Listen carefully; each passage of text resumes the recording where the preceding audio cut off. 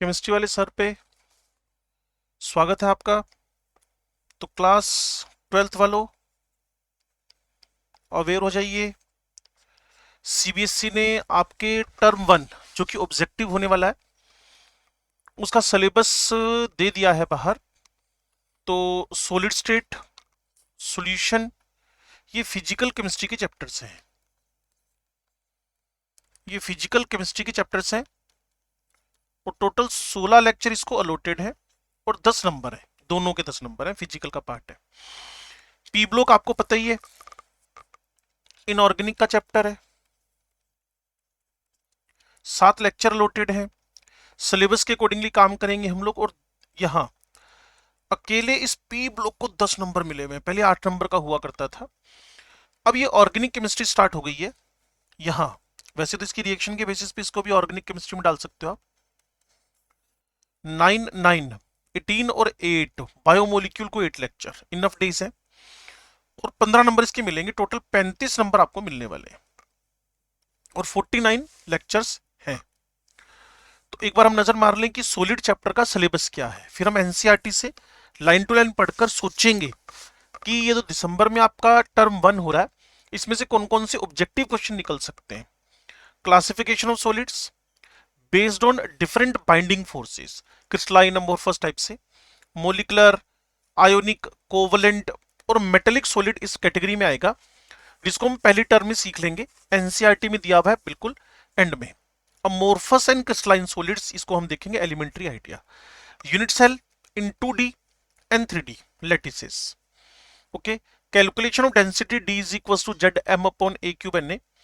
Packing in crystal, packing efficiency, voids, number of atoms per unit cell in a cubic unit cell, point defects. इसके बारे में हम discussion start करेंगे ना। तो कुल मिलाकर कौन कौन से ऑब्जेक्टिव क्वेश्चन इसके बन सकते हैं, ये हमारी एनसीईआरटी है। तो एनसीईआरटी के अंदर चैप्टर है पहला सॉलिड स्टेट, ठीक है जी। इसमें हमें बताया गया है फ्रॉम अर्लियर स्टडीज, जो शुरू शुरू में स्टडीज हुई थी उसके बेसिस पे एक एक बात को ध्यान से सुनते रहिएगा और थोड़ा सा फोकस्ड रहिएगा बातों की तरफ। We know that liquids and gases are called fluids, बिल्कुल है, क्योंकि उनमें फ्लूइडिटी, उनमें फ्लो करने की प्रॉपर्टी है, उनमें फ्लो करने की प्रॉपर्टी है, उनमें फ्लो करने की प्रॉपर्टी है because of their ability to flow. तो अगर आपसे इस पे एक ऑब्जेक्टिव क्वेश्चन बनवाए वो, तो कहीं ना कहीं वो लिखवा सकता है कि लिक्विड गैसेस के अंदर out of the 4 which statement correct incorrect है, तो उसमें से लिखा जाएगा एबिलिटी टू फ्लो। उनमें फ्लो करने की एबिलिटी है, उनमें फ्लो करने की एबिलिटी है। The fluidity in both of these states is due to the fact that the molecules are free to move about.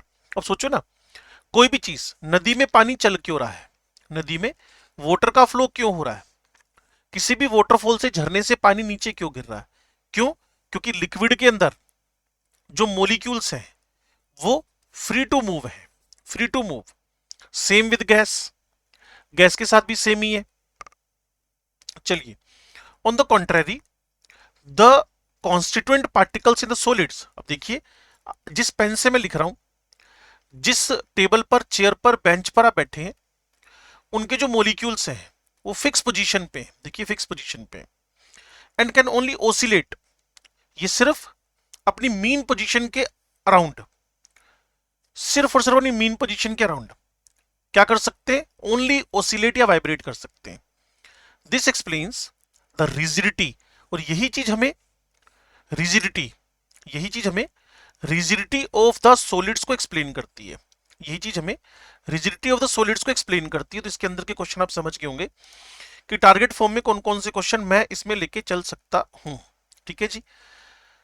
Now this explain the rigidity, क्या चीज रिजिडिटी। अब मान लो इसका ऑब्जेक्टिव क्वेश्चन बना दे कि out of the 4 which statement favours the rigidity in the solids, तो आपका जो आंसर निकल कर आएगा वो निकल कर आएगा constituent particles in the solid have fixed positions and can oscillate about their mean position.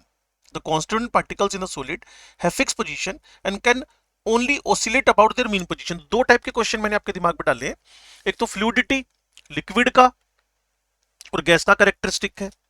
क्यों है? क्योंकि उनके मॉलिक्यूल्स के अंदर मूवमेंट की टेंडेंसी है, वो फ्लो हो सकते हैं, उनमें मूवमेंट की टेंडेंसी है। और यही बात अगर मैं सॉलिड की तरफ लेकर जाऊं तो उसके अंदर मुझे दिखता है कि सॉलिड के पार्टिकल्स अपनी मीन पोजीशन के अराउंड कहीं ना कहीं ओसिलेट करते हैं, दैट्स व्हाई उनमें रिजिडिटी आ गई है, वो फ्री टू फ्लो नहीं है। These properties depend upon the nature of constituent particles and the binding forces operating between them. पीछे सिलेबस में आपने देखा था कि कहीं ना कहीं मुझे बाइंडिंग फोर्सेस के बारे में बात कर रखी थी, ठीक है जी, ये बाइंडिंग फोर्सेस के बारे में मेरे से बात कर रखी थी। तो ये बाइंडिंग फोर्सेस जो मेरे पास हैं, इसी से मुझे पता चलेगा कि मोलिकुलर सॉलिड कितने टाइप के हो सकते, सॉलिड कितने टाइप के हो सकते हैं। The correlation between the structure and properties helps in the discovery of new solid material with desired properties. For example, carbon nanotubes are new material that have potential to provide material that are tougher than steel. Steel से भी ज्यादा। अब देखिए एक नई thought उन्होंने अगर NCERT में इंट्रोड्यूस करवाई है, अगर नई थॉट एनसीईआरटी में इंट्रोड्यूस करवाई तो उस पर क्वेश्चन बन सकता है। तो तीसरा क्वेश्चन आपको रहेगा, सॉलिड के कैरेक्टरिस्टिक्स के अकॉर्डिंगली हम चार ऑप्शन देकर पूछ सकते हैं कि स्टील से भी टफर मटेरियल कौन हो सकता है। तो आपके पास रहेगा carbon nano tubes, carbon nano tubes, ठीक है जी। आगे बढ़ते हैं, तीन क्वेश्चन मैंने आपको बता दिए। लाइटर देन एल्यूमिनियम, ये एल्यूमिनियम से भी हल्के हैं। लाइटर, अपने नोट्स बनाना चाहे तो बना सकते हैं। लाइटर देन एल्यूमिनियम, ये तीसरे टाइप का क्वेश्चन यहां निकल सकता है। मोर कंडक्टिव प्रॉपर्टी देन कॉपर, और कंडक्शन कॉपर से भी ज्यादा है, कंडक्शन कॉपर से भी ज्यादा है, ठीक है जी। Such materials may play an expanding role in future development of science and society, इसमें से क्वेश्चन बनने की कोई चांस नहीं है। Some other materials which are expected to play an important role in future और हाई टेम्परेचर सुपर कंडक्टर्स, ये भी एक अच्छी बात हो सकती है सुपर कंडक्टर के बारे में।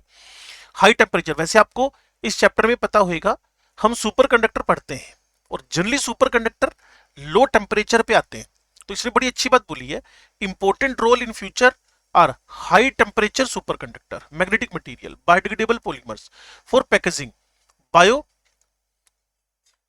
compliants, solids for surgical implants, etc. Thus, the study of this state become more important in the present scenario. तो ऊपर के तीन क्वेश्चन आप निकाल कर लाए हैं, कार्बन नैनोट्यूब का, और ऑसिलेशन अपनी मीन पोजीशन के अराउंड हो रहा है, इसलिए वो रिजिडिटी शो कर रहे हैं।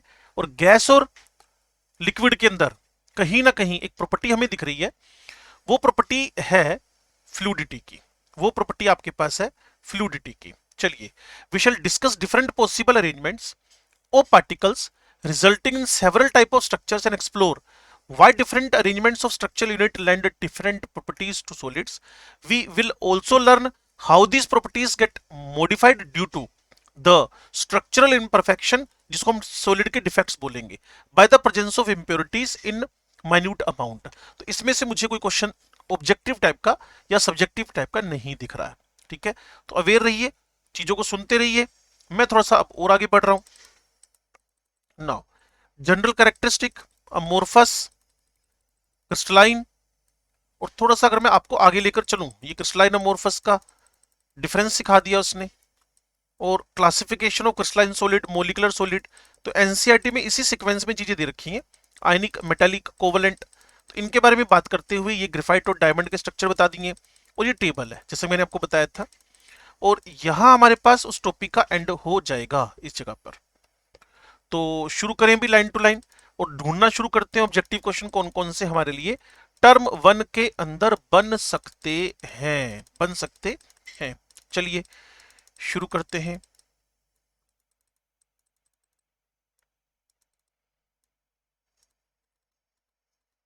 लो जी, हमें गाइड किया जा रहा है कि आपने 11th क्लास में सीखा है कि मैटर 3 स्टेट में एग्जिस्ट कर सकता है। बिल्कुल ठीक बात है, गलत क्या है? Solid, liquid and gas, solid, liquid and gas. Matter can exist in 3 states, namely solid, liquid, gas. तो इसमें तो कोई दिक्कत है नहीं, इस पे क्वेश्चन बनने के चांस मुझे दिखते नहीं है।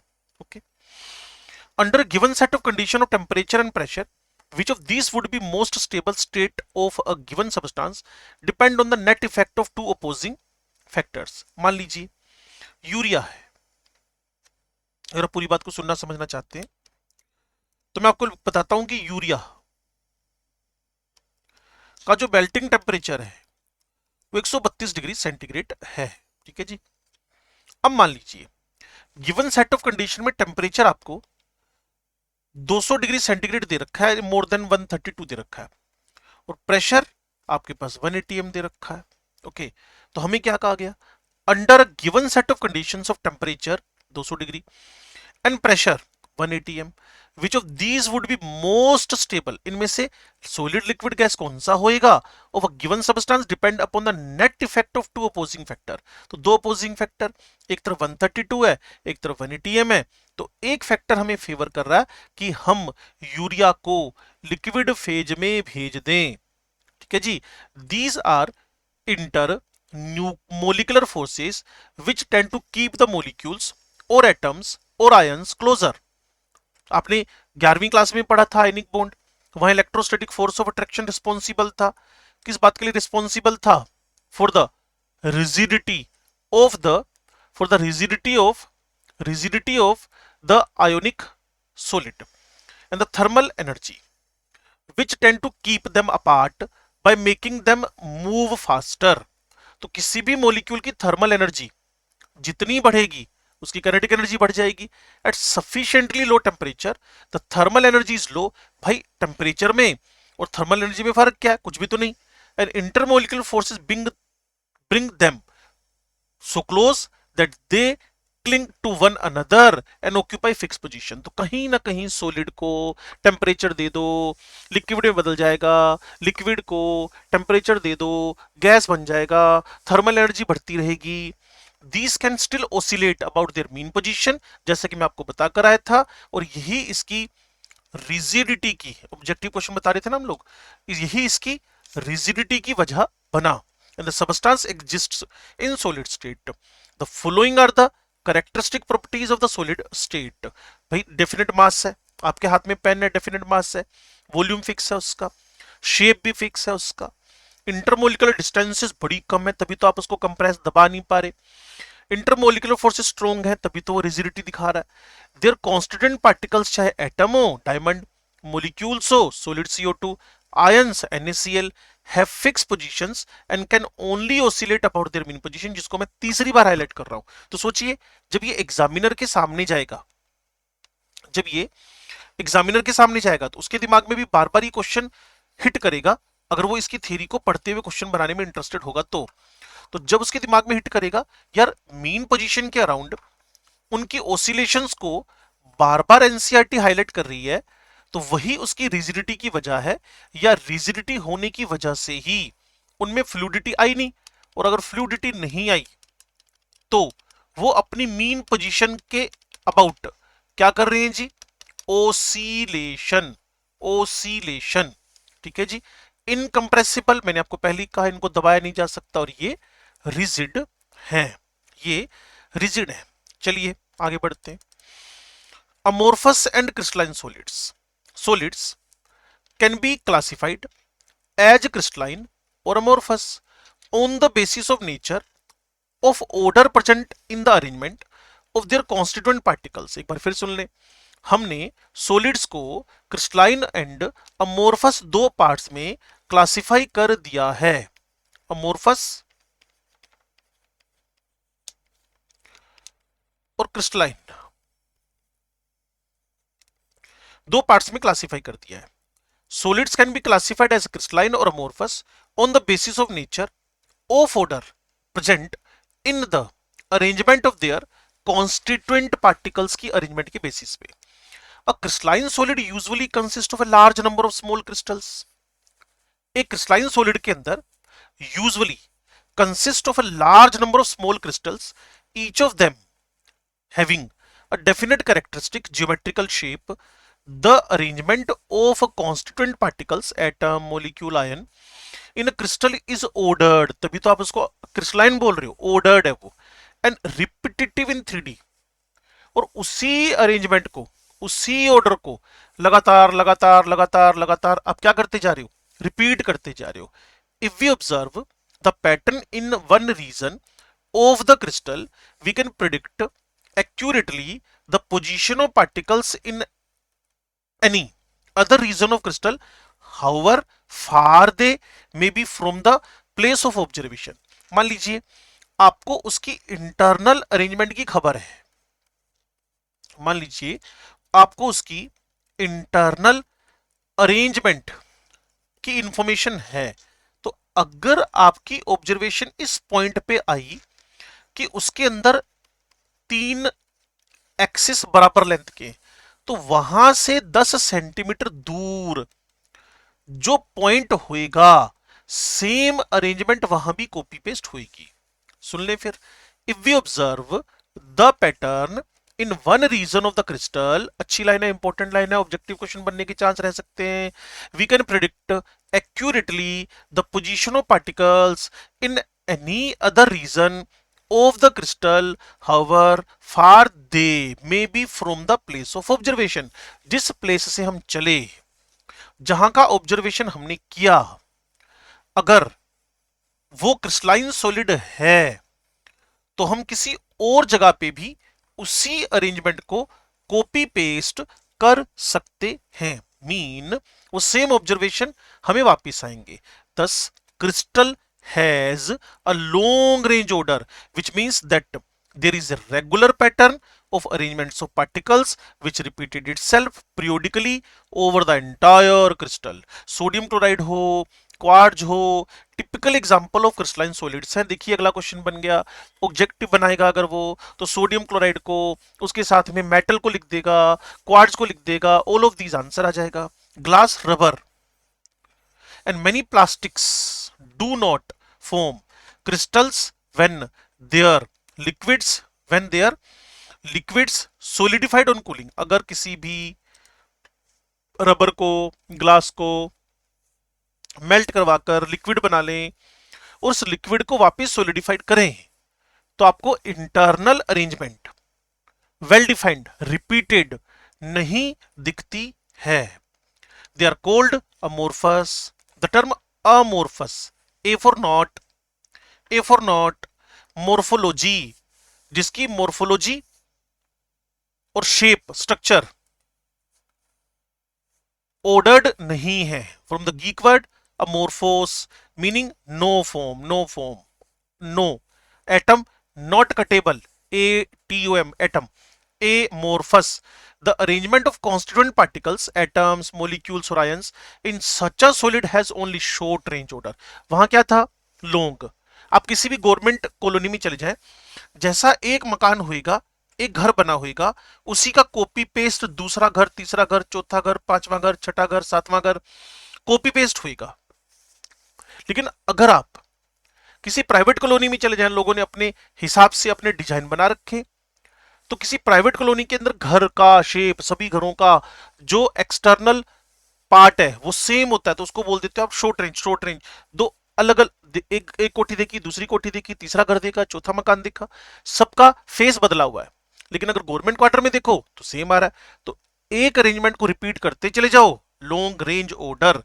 एक पर्टिकुलर अरेंजमेंट अगर रिपीट ना हो, short range order. In such an arrangement regular and periodically repeating pattern is observed over short range only। Regular patterns are scattered and in between the arrangement is disordered। The structures of quartz crystalline and quartz glass amorphous are shown। देखो ना, ये वाली arrangement copy paste हुई जा रही है लगातार।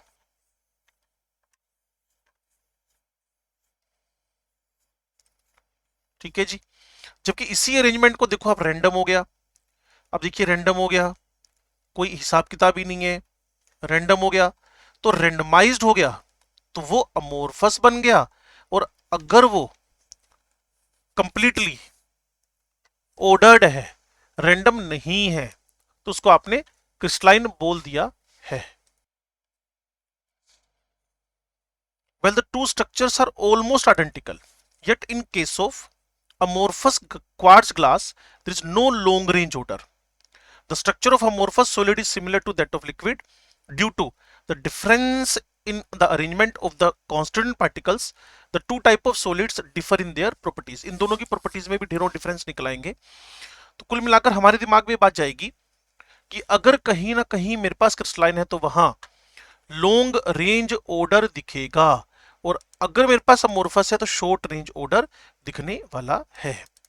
तो crystalline solids have a sharp MP, नीचे मैं आपको कंपेयर करवा भी दूंगा, क्वेश्चन पूछा जाएगा। At a characteristic temperature they melt abruptly and become liquid. मान लीजिए उसी यूरिया का एग्जांपल उठा के बैठ जाए, उसका एमपी 132 है, ठीक है, तो वो इसी 131.99 डिग्री सेंटीग्रेड तक वो सॉलिड है, लेकिन जैसे ही इस 132 पे आएगा सडन वो लिक्विड में चेंज हो जाएगा। They melt abruptly and become solid liquid, sorry.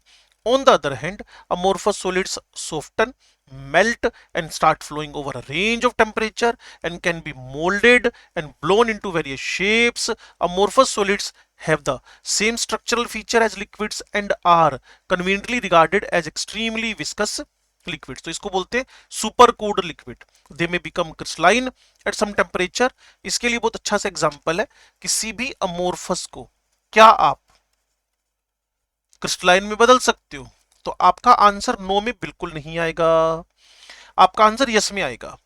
Some glass from objects from the ancient civilisation are found to become milky, milky हो गए हैं ये, क्लियर ना। यहां ग्लास था जो कि अमोर्फस है, टाइम बीता 50 साल निकल गए, अब ये मिल्कीनेस आ गई उन पे। आपके सराउंडेड में आप देख सकते हैं ऐसा।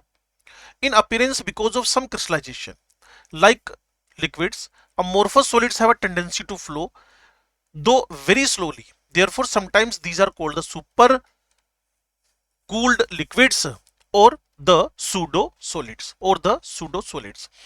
तो इनको हम एक टेबल में भी डाल सकते हैं, जैसे कि यहाँ लिखा हुआ है shape, melting, cleavage property, heat of fusion. तो ये अच्छी अच्छी प्रॉपर्टीज है जिसका रिवीजन किया जाएगा। इसके अलावा आइसोट्रोपी, एनाइसोट्रोपी, उस बेसिस पे भी हम लोग इस बात को आगे बढ़ा सकते हैं। बट ध्यान रखिएगा, ये आपके लिए इंपॉर्टेंट इसलिए है क्योंकि मैं आपको आपके टर्म 1 दिसंबर वाले टेस्ट के ऑब्जेक्टिव पार्ट की तैयारी करवा रहा हूं। Thank you.